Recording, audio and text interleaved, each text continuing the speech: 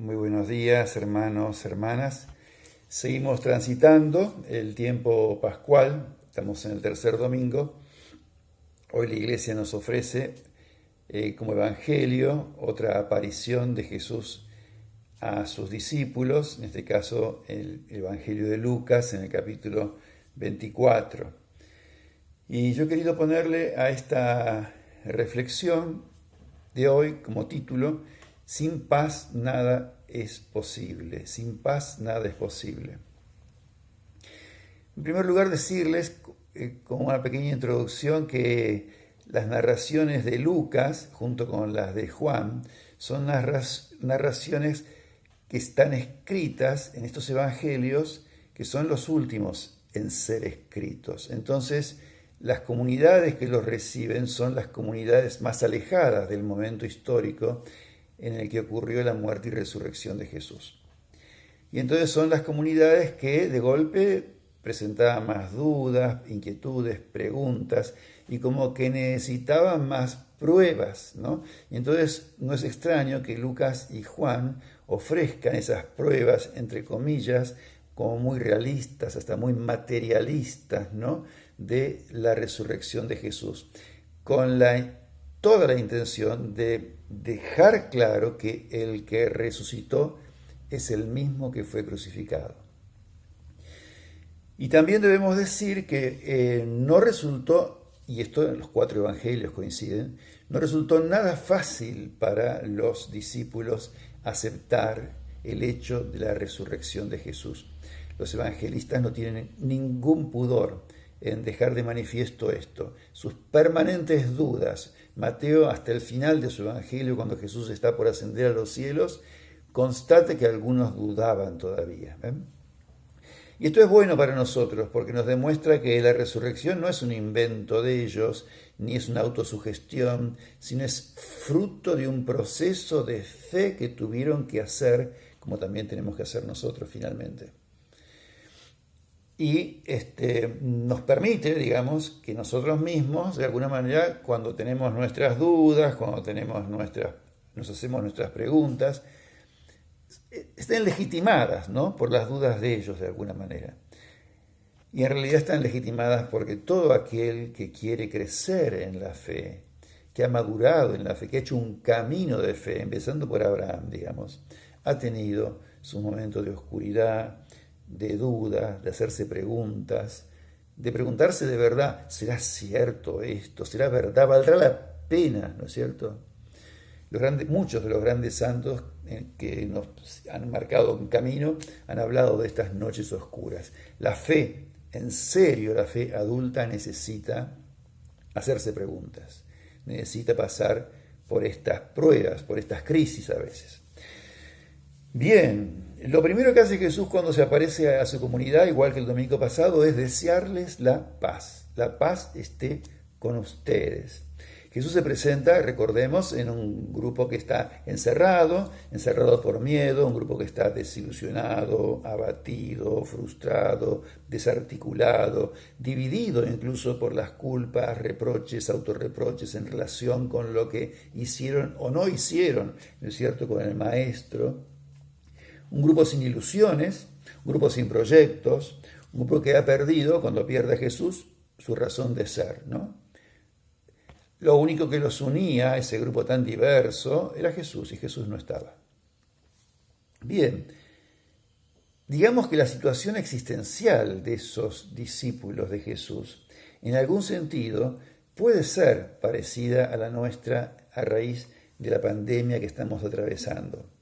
Porque muchos de nuestros proyectos, de nuestros planes, están rotos, frustrados, o han quedado al menos entre paréntesis, o han sido postergados. Tenemos miedos, nos sentimos impotentes, estamos desorientados, a veces enojados, cansados, por momentos aburridos. Y esta situación, ¿no?, es un excelente caldo de cultivo para la depresión, para la agresividad, para las huidas, para las transgresiones, para el sálvese quien pueda, para la amargura, para el juicio crítico y a veces despiadado hacia los demás, hacia todos, ¿no? hasta para el odio, es un caldo de cultivo para el mismo odio. Por eso, lo que Jesús hoy les ofrece, les regala a los discípulos, también nos viene muy bien a nosotros, la paz. La paz. Sin paz es imposible reconocerlo, es imposible volver a empezar, es imposible razonar, ¿no? Es imposible volver a intentar generar la comunión. Y me refiero a esa paz que nos devuelve al eje, esa paz que nos centra, esa paz que nos equilibra, que nos vuelve a ser dueños de nosotros mismos, que nos serena, nos tranquiliza, nos baja la ansiedad, nos cura la nostalgia, nos devuelve al presente y a la hora. Esa paz también que nos saca de las elucubraciones de nuestra mente, que es muy loca la mente, da vueltas y vueltas y vueltas y vueltas, que nos para, nos silencia, podríamos decir, y nos permite con más distancia y objetividad poner nombre a lo que vivimos, a lo que sentimos, a nuestras emociones, a nuestras necesidades incluso más profundas, ¿no?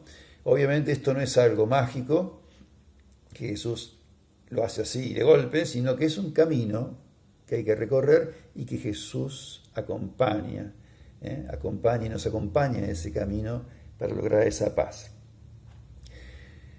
Cuando esto lo conseguimos, al menos mínimamente, básicamente, ¿no es cierto? Cuando estamos en nosotros mismos, estamos recién en condiciones de encontrarnos con Jesús, con el verdadero Jesús, no con un Jesús que es fruto de la proyección de nuestros miedos. ¿Ven? Ellos creían ver, mientras tenían eso, estaban con miedo, creían ver un fantasma. ¿Ven? Nosotros de golpe también puede ser. ¿Ven? Que aquello en lo que creemos es un fantasma que nosotros mismos inventamos por nuestras necesidades, por nuestros miedos. Eso, ven, como que exige pacificación interior. Bien, y entonces Jesús les regala 3 maneras de reconocerlo. La primera es a través de las heridas. Jesús no esconde sus heridas, Jesús vuelve con sus heridas, que es lo que permite reconocer, primero, su identidad y segundo, estas heridas que son el signo más claro de su amor, ¿no? Nos muestra sus manos, nos muestra sus pies traspasados, son esas manos, ¿no? Con las cuales Él acarició a los niños, abrazó a los enfermos, a los leprosos incluso, partió el pan para los pobres en el desierto, esas manos que tocaron los oídos del sordo, los ojos del ciego, que no tuvieron miedo a nuestra impureza, que no tuvieron miedo de contagiarse de nuestras enfermedades, sus manos traspasadas, sus pies que recorrieron los caminos polvorientos de Galilea llevando la buena noticia a todos y a todas. ¿Ven? Las heridas. Ahí hay que reconocer al Señor, también en nuestras propias heridas y las heridas de los demás. Si no miramos nuestras heridas, si no estamos atentos, si no tenemos empatía, si nos abrimos los ojos ante las heridas de los demás, incluso no nos animamos a tocarlas, no podemos reconocer a Jesús.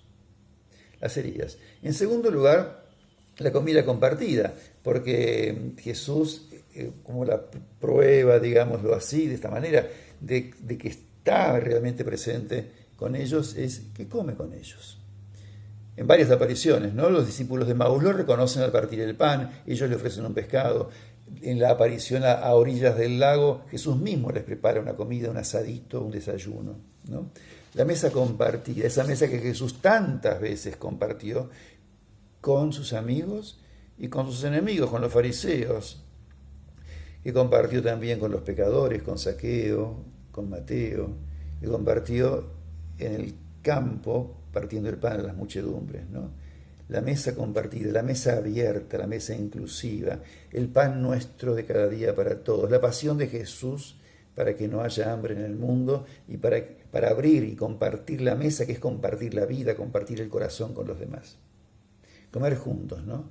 Y esa comida máxima comida, que es la Eucaristía, reconocerlo en la Eucaristía.